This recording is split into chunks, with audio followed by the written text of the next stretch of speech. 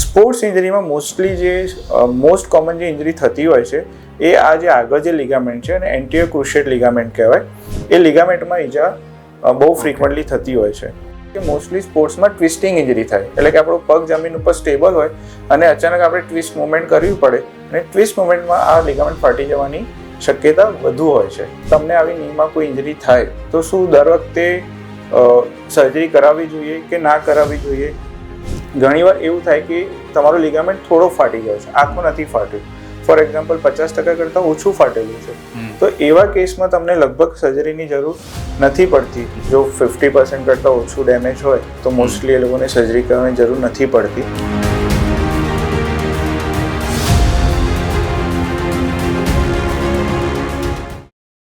નમસ્કાર દર્શક મિત્રો, હું છું ગૌરાંગ પરીખ અને આજે આપણી સાથે અમદાવાદના વિખ્યાત હોસ્પિટલ વેદાંત હોસ્પિટલના ઓનર શ્રી અમીશભાઈ શાહ, ડૉક્ટર અમીશભાઈ શાહ છે. બાય પ્રોફેશન એ પોતે ઓર્થોપેડિક ડૉક્ટર છે અને એમની જે સ્પેશિયાલિટી છે એ સ્પેશિયલી સ્પોર્ટ્સ ઇન્જરી પર એ વધારે કામ કરે છે અને સેવા આપે છે. સ્વાગત છે સાહેબ તમારું. નમસ્કાર. Thank you Gaurangbhai. સાહેબની જે સ્પેશિયાલિટી છે સ્પોર્ટ્સ ઇન્જરી, ખાસ કરીને આપણે એના પર પણ ડિસ્કશન કરીશું આજે. અને એ સિવાય ઘણી બધી ઓર્થોપેડિક રિલેટેડ સમસ્યાઓ જે છે એ ખાસ કરીને અત્યારના યંગસ્ટરોમાં જે લોકો સ્પોર્ટ્સ ઇન્જરી કરી લેતા હોય છે, એથ્લેટ્સ છે, એ સિવાય સ્પોર્ટ્સમેન છે, તો એમને ખાસ કરીને અલગ અલગ રમત રમતા અલગ અલગ તકલીફો થતી હોય છે, અલગ અલગ જગ્યાએ વાગતું હોય છે અને એના લીધે ઘણી મોટી સમસ્યાઓ પેદા થઈ જતી હોય છે. તો એના વિશે જ આપણે થોડુંક ડિસ્કશન કરીશું એમની સાથે. તો સર, એ જણાવો અમને કે સ્પોર્ટ્સ ઇન્જરીમાં મેજરલી કયા પાર્ટ પર વધારે તમારી પાસે કેસીસ આવતા હોય છે?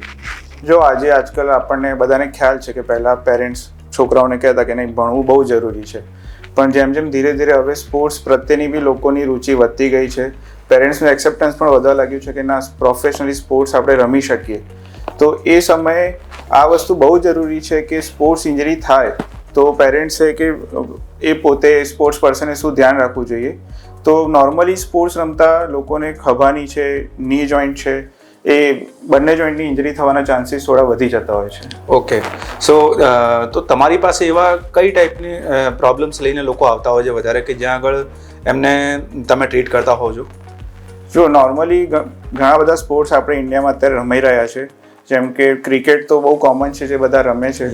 ધીરે ધીરે લોકોનું બેડમિન્ટન રમવાનું, લોંગ ટેનિસ રમવાનું પણ ફ્રીક્વન્સી હવે વધી ગઈ છે. જેમ જેમ અવેરનેસ થાય છે એમ લોકો ફૂટબોલ પણ રમવા લાગ્યા છે.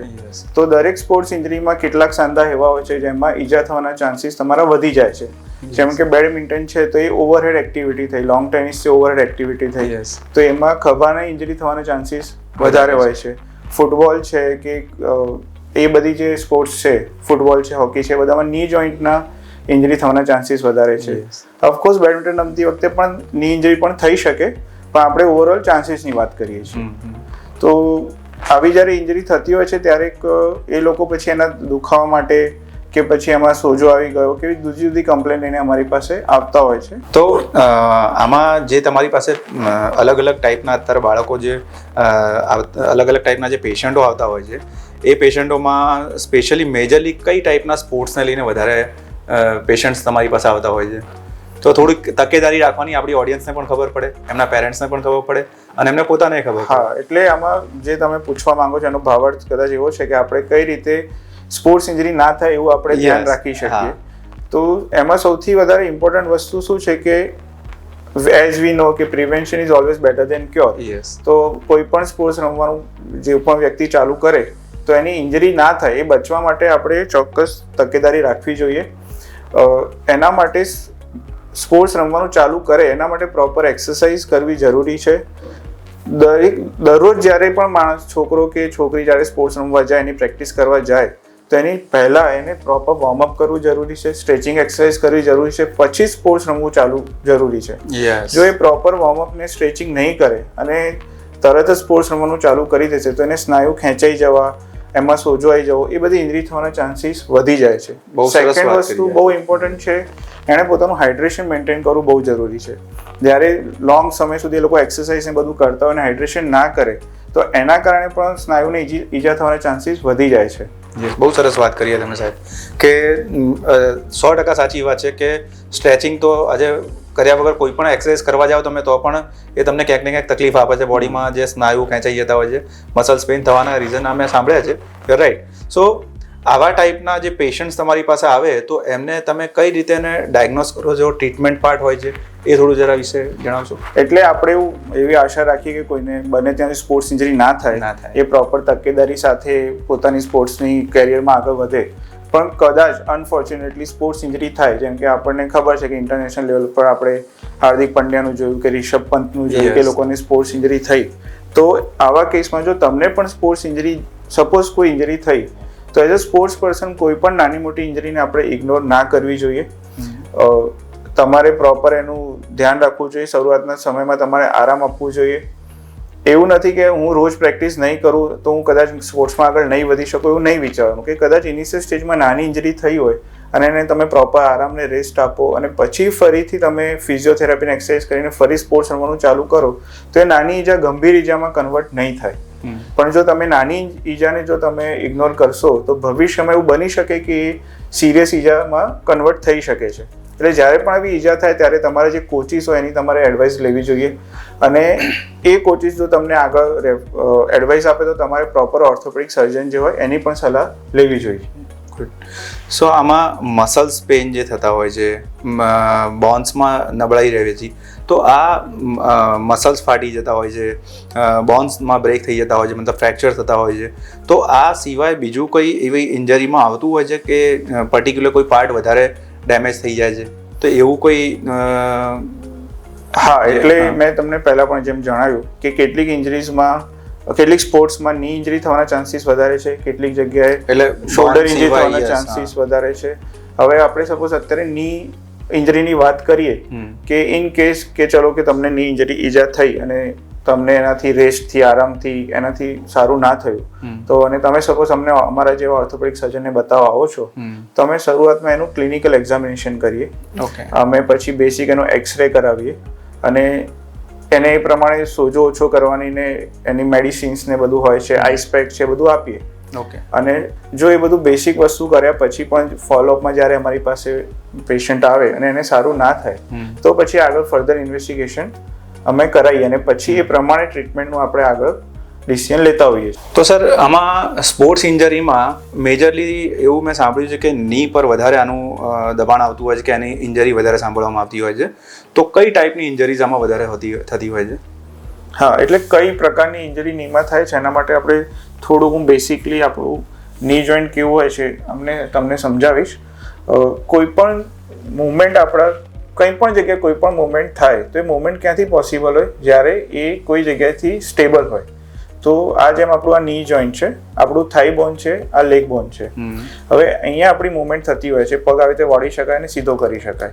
તો આ મુવમેન્ટ સાથે સ્ટેબિલિટી આપવા માટે ભગવાને આપણને 4 લિગામેન્ટ આપ્યા છે. આવું એક અંદરની તરફ હોય છે, આવું બહારની તરફ હોય છે, એક આવી રીતે આગળની તરફ હોય છે અને એક આવી રીતે અહીંયા પાછળની તરફ હોય છે.